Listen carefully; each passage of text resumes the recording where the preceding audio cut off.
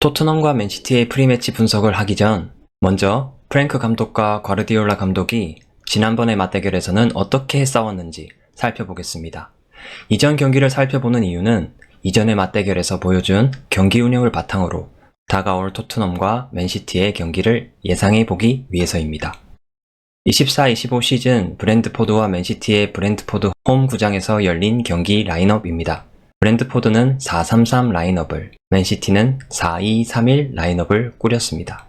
브랜트포드는 수비 지역에서 4-2-4 대형으로 빌드업을 시도하고, 맨시티는 4-2-4 대형으로 후방 수적 우위를 신경 쓰면서 전방 압박을 시도했습니다.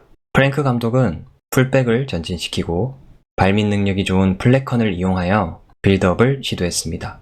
공을 받은 풀백 또는 풀백 자리에 위치한 중앙 미드필더는 드리블하며 전진하고, 공격 라인 선수들은 뒷공간 침투를, 공 근처 중앙 미드필더는 공 근처로 움직여 측면에서 수적 우위를 만들었습니다. 측면에서 수적 우위를 바탕으로 공격 지역까지 빠르게 전진한 브랜트포드는 맨시티가 수비 대형을 갖추기 전에 드리블 시도 후 템포 높은 슈팅과 패스로 상대의 골문을 위협했습니다. 또한 공격 작업 이후 세컨드 볼 경합에 적극적으로 임하면서 볼 소유권을 되찾으려고 노력했습니다.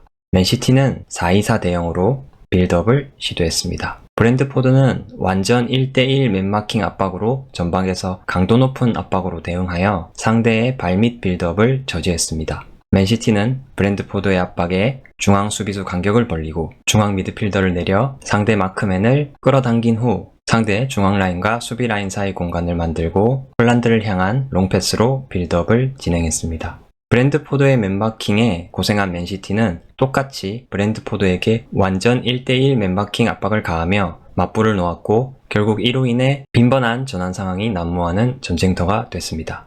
결국 경기는 치열한 공방 끝에 2대2 무승부로 끝이 났습니다. 우리가 여기서 확인할 수 있는 부분은 브랜트포드 시절에 프랭크 감독은 과르디올라 감독의 후방 수적 우위를 유지하며 전방 압박을 하는 효율적인 수비 방식에 대항하여 발밑 빌드업을 시도하여 공격 지역까지 전진에 성공했다는 점과 강력한 1대1 맨마킹 압박을 통해 상대의 발밑 빌드업을 저지했다는 점입니다. 토트넘 감독이 된 지금 프랭크 감독은 무슨 선택을 할까요?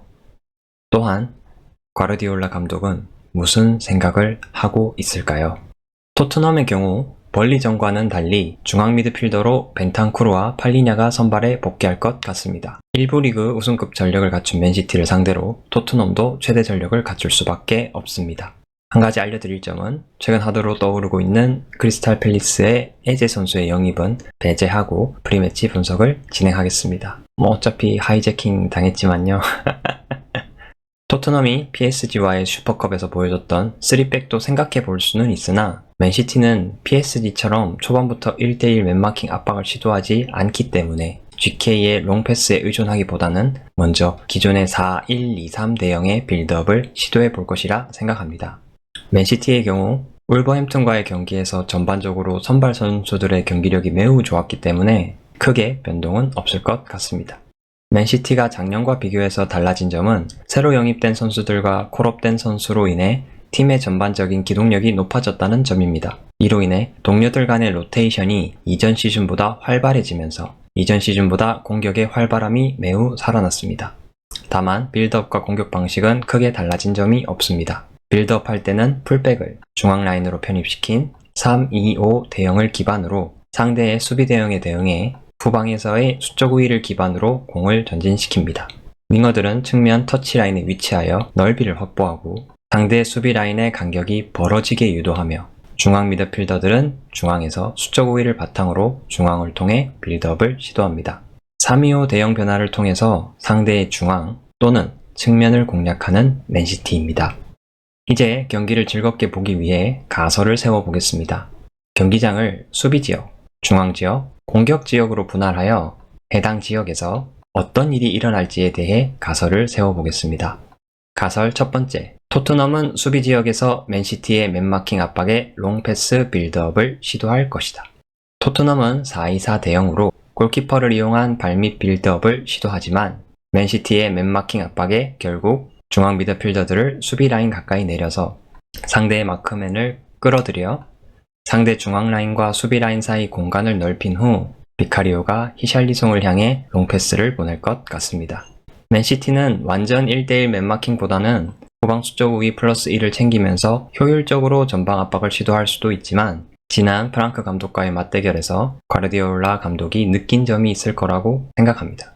토트넘의 골키퍼인 비카리오가 패싱 능력이 부족하기 때문에 후방 수적 우위를 챙기면서 효율적으로 전방 압박을 시도할 수도 있지만 상대에게 여유를 주면 안 된다는 점을 과르디올라는 기억하고 있을 겁니다. 또한 최근 선수단을 개편하면서 맨시티의 기동력이 좋아진 점에서도 자신감을 충분히 가질 수 있을 것 같습니다. 가설 두 번째, 토트넘은 중앙지역에서 측면을 통해 상대의 뒷공간을 공략할 것이다. 토트넘은 중앙지역에서 맨시티의 4-1-4-1 수비 대형에 대항하여 좌측면에서는 왼쪽 풀백이 언더래핑을 시도하여 3-2-5 대형으로 상대 오른쪽 풀백을 상대로 2대1 수적 우위를 만들 것이고 우측면에서는 오른쪽 풀백의 오버래핑으로 상대 왼쪽 풀백을 상대로 2대1 수적 우위를 만들 것입니다. 이를 통해 궁극적으로 상대 측면 뒷공간을 공략할 겁니다. 가설 세 번째, 맨시티는 골키퍼를 빌드업에 적극적으로 가담시켜 4-2-2-3 대형으로 발밑 빌드업을 시도할 것이다. 맨시티는 GK를 빌드업에 가담시키고 오른쪽 풀백을 중앙 라인으로 편입하여 4-2-2-3 대형으로 상대의 1대1 맨마킹 압박에 대항하여 후방 수적 우위를 기반으로 발밑 빌드업을 시도할 것입니다.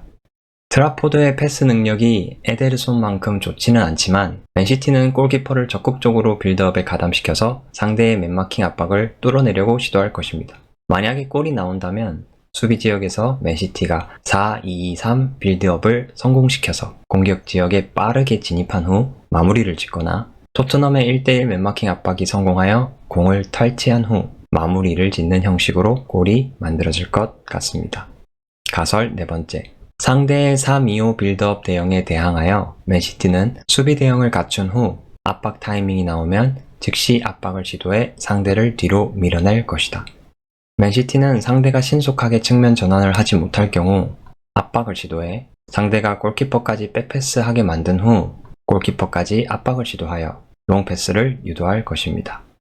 가설 다섯 번째, 두 팀 모두 강도 높은 압박으로 인해 지쳐있는 후반전에 공격 지역에서 상대를 주저앉혀 놓은 후 박스 안으로 크로스 또는 패스를 투입하여 맨시티에서는 홀란드가, 토트넘에서는 벤탄쿠르가 득점할 것이다. 공격 지역에서 맨시티는 상대 수비 라인을 주저앉힌 후 우측면에서 보브, 리코 또는 라인더르스의 홀란드를 향한 크로스로 득점할 것 같습니다. wolverhampton전에서 박스 근처에서 홀란드를 향해 많은 패스를 시도하는 것을 보고 이전 맨시티처럼 볼 소유를 오래 하면서 반대 전환을 계속하는 모습은 자주 보기 힘들 것 같습니다. 토트넘은 공격 지역에서 쿠더스의 박스 안 크로스에 공 반대쪽 선수들뿐 아니라 벤탄쿠르도 박스 안으로 침투하여 결국 골을 만들어 낼 것 같습니다. 최근 토트넘은 크로스 지역에서 망설임 없는 크로스를 시도할 뿐 아니라 맨시티는 웬만해서는 5백으로 수비하지 않기 때문에 박스 안으로 많은 인원이 침투하는 크로스 공격 패턴에 취약할 것 같습니다. 5가지 가설 정리해 보겠습니다. 첫 번째, 수비 지역에서 토트넘은 맨시티의 압박에 롱패스 빌드업을 할 것. 두 번째, 중앙 지역, 토트넘은 측면을 통해 상대의 수비라인 뒷공간을 공략할 것. 세 번째, 수비 지역, 맨시티 골키퍼의 적극적 빌드업 가담으로 빌드업 시도를 할 것. 네 번째, 중앙 지역, 맨시티의 압박에 토트넘은 골키퍼에게 백패스를 할 것. 다섯 번째, 공격 지역, 두 팀 다 지쳐있을 때 크로스 공격에 의해 실점할 것. 여러분들께서는 어떻게 예상하시나요? 두 팀 모두 기세가 올라온 상황에서 시즌 초반부터 맞붙게 되었는데요. 개인적으로 지난 경기 무승부를 기록했던 두 팀 감독이 이번에는 어떤 전술적인 선택으로 상대를 몰아세울지 몹시 기대가 됩니다. 여러분의 생각을 댓글로 알려주세요. 그러면 더 재밌게 축구를 즐기실 수 있으실 겁니다. 토요일 라이브 경기로 찾아뵙겠습니다. 감사합니다.